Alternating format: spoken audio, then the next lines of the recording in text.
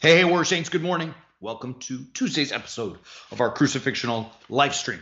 I'm glad to have all of you beautiful people in with us as we are continuing on the Warrior Saints Challenge. For those who know, the Warrior Saints Challenge is to read one chapter and talk to us, post, let us know what you think. You can find the book at warriorsaints.org/book and to do some exercise and tell us about it. Today I was talking and reading Physical Health, chapter in the book about physical health, number 4, I believe. And my exercise today was kind of fun. I did something I'd never done before. I'd never heard of it. Listen to this. It's called 30 downs. And what that means is you start with 30 push-ups, and then you take a minute break, and then you do 29 push-ups, and you take a 60-second break, 28 push-ups, and a 60-second break, 27, 26, all the way to 0. I did that with push-ups and sit-ups. Brutal. I mean, it's so like you go to exhaustion. It was great. I felt great. I might incorporate that into my regular workout. Anyways, it's kind of cool. I couldn't tell you where I found it, so I can't give credit, but whoever did it or came up with it, I don't know. I loved it. Thank you very much for that. So glad to have you beautiful people in with us. We are in our monster series, talking about monsters. And you know what? It is, monsters are not the mythic beasts that we see in movies and TV.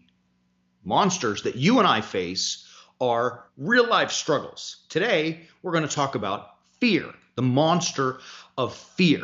And to do that, we're going to look at Matthew chapter 14. Now, you have to forgive me because I didn't bring my Bible out. I'm going to turn and grab it. How unprepared was I today? But Matthew 14, it's a fascinating, beautiful, amazing story about Jesus, which they all are, and the disciples. So now what's happening in the context of Matthew 4 is that Jesus puts his disciples on the boat and sends them across the lake, right? Across the Sea of Tiberias, I believe. And Jesus stayed behind to pray, to find some solitude. And while the disciples went out into the middle of the sea, it became tumultuous, right? So like the idea is that there's chaos out there. The world is chaotic and the seas are chaotic. The waters are monstrous, right? Scripturally, in scripture, the water has to be controlled. You have to control it because you got to have water to drink. You have to have water to water your crops. You need to bathe. All of these things, we need water, but it is the great monster. The sea, think about first, God creates the heavens and the earth, and he separates the heavens from the waters, right?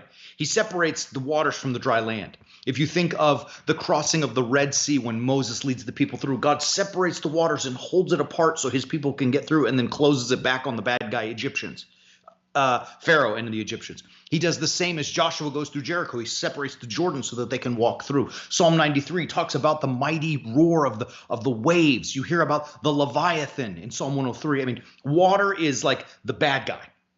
Storms are the bad guy. Even if you think about St. Paul on his missionary journeys, he tells us in some of his letters, and we read about in Acts, that the boat was thrown to and fro, and they were even shipwrecked for a while, right? So the waters are necessary because you die without them. They have to be controlled. And in this story, the waters are going crazy, right? That the boat with the disciples are on is going crazy. Listen to these words.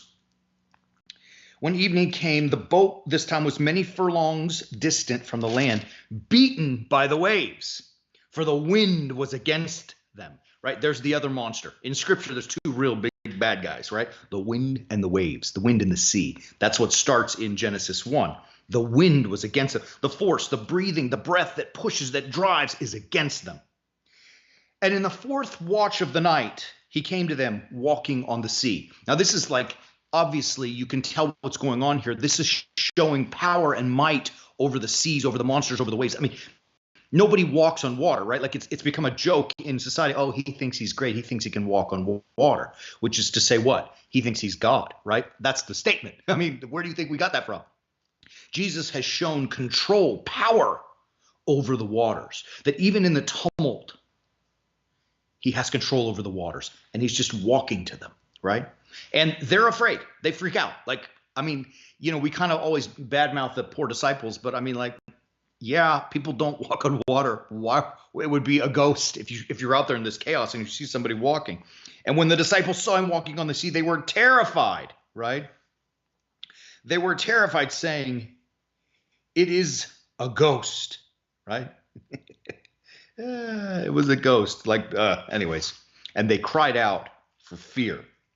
Fovu, right? In fear, this word fear. So they're afraid because the chaos of the water and then this strange figure ghost walking to them on the water. But Jesus starts to hone it and pull it all in. Listen what he does. You know the story, but let's go through it. It's important. But immediately he spoke to them saying, take heart. It is I. Have no fear. Now this is to say, when Christ is in the picture, even in the chaos of the world, even in the chaos of the storm, the wind, and the waters that are against them, when Christ is present, have no fear. Because he is the great slayer of dragons. He is the great conqueror of monsters. As you follow the Gospel of Matthew to the end, all of the Gospels, all of the New Testament writings, and even we see foretold in the Old Testament, he will slay the great monster, death, by his own death, right? Like he brings calm, he brings peace, he brings security, he brings safety, he brings the knowledge of the method to conquer the monsters. Have no fear.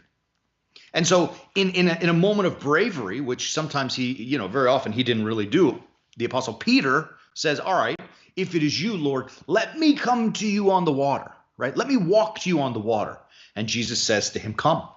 And Peter got out of the boat and walked on the water and came to Jesus. Now, this is funny. For the obvious literal reasons, it's funny. Nobody walks on water, as we've said. But it's deeper when you understand the name Peter himself. Petros in Greek is a rock, right? What do rocks do when they go on the water? They sink, right? Peter, the rock upon whom Christ will build the church, is also a rock who should sink in the waters. And yet when Peter is focused on Christ, when he's looking at him and walking towards him, he's conquered the waters by the power of Christ. And then something crazy and really devastating happens. Listen to these final words. But when he saw the wind, right? You can't see wind, right? You can't see it. You know what I mean? So what's going on there? There's a lot. That's a great verse, but just go with me for now. When he saw the wind, he was afraid and he began to sink. He cried out, Lord, save me, right? He looked away from Christ. He looked to the chaos. He looked to the wind and he sank, right? He was no longer victorious over it. And Jesus, bummed, says, little faith, why did you doubt? Like he saves him. He grabs his arm and pulls him up. Why did you doubt? Why did you not trust that as long as you kept this is going to sound crass, I don't mean to, but as long as you kept your eyes on the prize, meaning to focus on Christ, that you were able to conquer the monster of fear, the monster of the waters, and the monster of the winds? Why did you doubt? Trust me, right? That's the message. And, of course, when Jesus gets into the boat, the chaos of the waters stops. He calms the world, It's a powerful message in that statement. Because like I said, with all of the exegesis there and the studying of the name of Peter and how the waters and the fierce wind or the strong wind are, the proverbial bad guys of Holy Scripture, starting from page 1, how that translates to our life.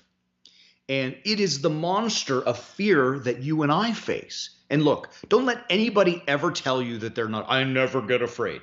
Come on, man. If anybody tells you they never get afraid, they're lying, right? Everybody has fear at one point or another. You may be afraid of very different things than I am, and I may be afraid of different things than you. But we all experience fear. We all have fear. Some more and some less. I got it. But we all experience fear. Many people today have this tremendous and overwhelming fear that the world is very different than it was, like I said yesterday, even 5 and 10 and 20 years ago. In my lifetime, and I maybe I'm too old now that I have to say these things, but even in my lifetime, which isn't even yet 50 years, I have seen a tremendous change in the world in which we live. Some things are good and some things are not good. Many people, especially many Christians, feel like the freedoms that we've enjoyed, the blessings that we've enjoyed, and the safety that we've enjoyed is at risk. And because of that thought or that fear, Because of that thought, many people are afraid, right? Like, I mean, it's just a real thing. I think that's true, to be candid. I mean, I think the freedoms of Christians are, they're being encroached upon, not even sneakily. They're very overt, and not very slowly. It's happening very quickly. I mean, the blessings of being a Christian in this country are under assault. And that produces fear. And even I experience that fear sometimes. Even I think, oh my gosh, like this, what's going to happen? I mean, what am I going to do in my church? Will I even be able to continue blasting on all these platforms? Will we be able to continue the Warrior Saints movement? Yes, we will. But it's a legitimate fear, a legitimate concern. Many other people think in terms of, you've heard it, you've all heard it, about socialism and communism and all that kind of stuff. And, what's it going to, I mean, people are afraid of that. What's it going to be like? Or will we end up like, the gulags, the Soviet gulag camps? I mean, are we going to end up, in this beautiful country to be a train wreck like some of these other communist countries? And whether or not that happens remains to be seen. But it's still, regardless, it's a fear that people have. The world around is changing, right? It's very real. And so some people kind of want to hide their head in the sand. It would be easy. I would like to do that too. Others want to fight. I mean, like some people I've even heard and seen out there on the web are like up in arms. And I don't mean like figuratively. I mean like up in arms. You know what I mean? Like they're ready to go. And yet I want to encourage all of us. Look, you saw the chaos on the boat and the fear that Peter and the disciples had. But as long as he looked at Christ, as long as he was walking towards Christ, he was conquering his monster. You see that? And in the chaos that is our lives, whether those fears we just talked about are real or not, we all have fear. And those are the fear of many. And yet we don't have to be overwhelmed by them. We don't have to be beaten by them. As long as we imitate the Apostle Peter and focus on Christ, as long as we're walking towards the Lord, and that means living a crucifixional life, we will conquer our monsters. And it doesn't mean that whatever terrible threat is out there, that we will rise up with the sword and get rid of it. That's not what I'm saying. I'm saying that in order to fight that monster, whatever fear you are struggling with today, you must first be right, whole, settled, in good places inside your heart and mind and soul and your body. You got to be right. And to be right, you have to focus on Christ. That's the key. You have to be living a crucifixional life. It doesn't do any good to say, I'm a believer. It doesn't do you any good to say you're a believer. You have to say you are a believer and make the corresponding actions in your life. You understand? Like if you imagine that the verbal statement of my faith is the bones, then the action is the meat and the flesh around those bones that gives it life and animates it. Even the gospel itself becomes the breath of life in you and through you that is acting in the world. The key is to overcome the fear and the chaos that's out there. And it's not going to go away. And if it changes, it'll just be something new. And it was just something old yesterday, and it'll be something different. And there's always chaos. We're always in the storm-tossed world. But the unifying factor for victory over that chaotic world, over the chaotic waters and the chaotic winds, is Christ our God.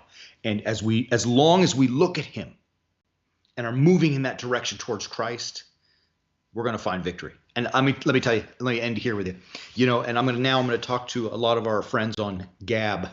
It's one of the social media platforms we use. Lots of Christians there. I love that. I love it. They are as vitriolic and as angry with one another as anywhere else on Facebook or any other platform. They're rotten to one another. And it's time. If you're going to profess the name of Christ, you also have to live the life of Christ. And that is a life of peace and reconciliation, especially or first with one another, right?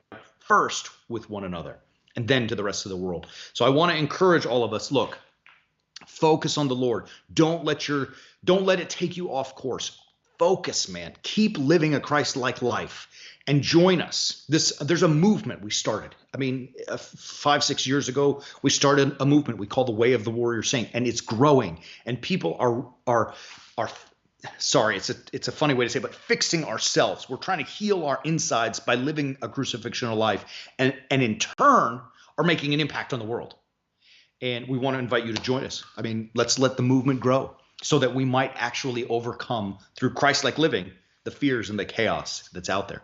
To do that, to join us, $8. That's it. That's it. Join us, warriorsaints.org. Join us for the way of the warrior saint. It's all the info's there. You can find the info about the book on our website as well.